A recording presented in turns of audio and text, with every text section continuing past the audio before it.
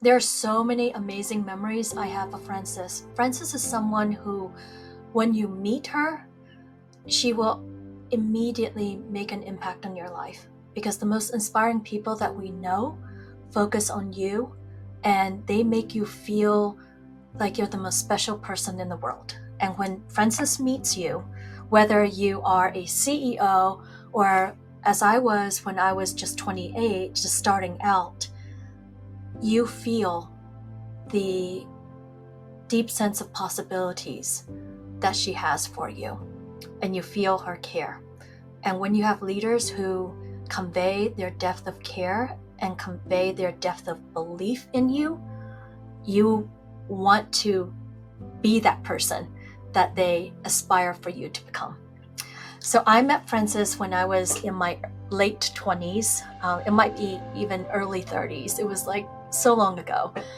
And immediately you just felt this kinship. And here's this little person. I'm 5 feet tall. She might be a little bit shorter than me, but you feel her stature. And I remember we were talking, and I learned a bit about her backstory.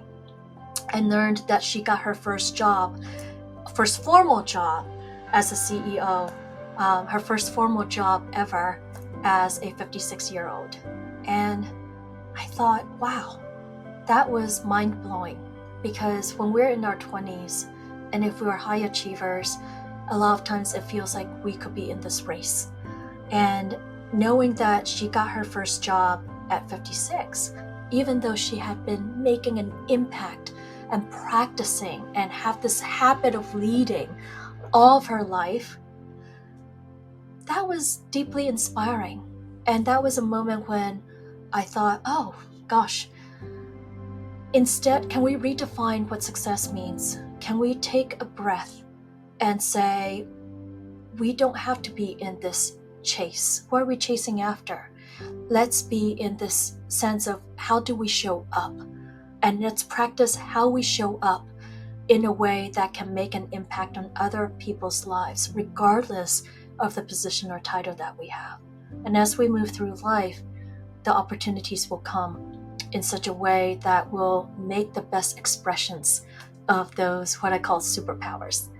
And so from that first meeting, listening to Frances share her story and talk about her life of significance, that was a start of our friendship and mentorship.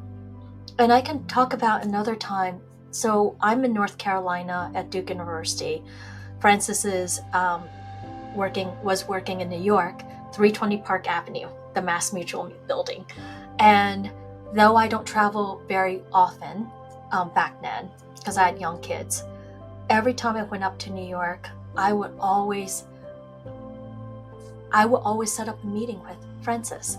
And I just always remember I'm across the street and there's 320 Park Avenue. I would at the risk of being run over, just run across the street because I couldn't wait to see her.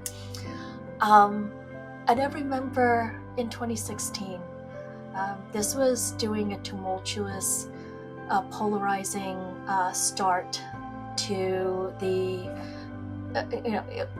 I remember in 2016, it was during the start of a very polarizing moment in our society. I remember meeting with her and I was really sad. I'm rarely sad because I'm usually a butterflies, unicorn, and rainbows type of person. But I was sad, and I know seeing Frances would do me a lot of good. And I said, Frances, the world feels so fragile right now. People aren't listening to each other. People are talking past each other. There's such volatility. How do I have a faith in the future? And she said to me, look out the window and see what is visible but yet unseen. And then she turned around and she said, I see this next generation making such a big difference. I see people like you, leaders like you, stepping up and making a difference. And that's what gives me hope. I miss her so much. I mean, if you look behind me, that's her and me, because there can be tough days. We all have tough days. I would swing around my chair and be like, what would Frances say? And that quote would be in my mind. Look out the window and see what is visible but yet unseen. I know that she drew that from Peter Drucker. Peter Drucker was talking about business opportunities, but with Frances, she was talking about something much, much bigger. And then we went off and had lunch together.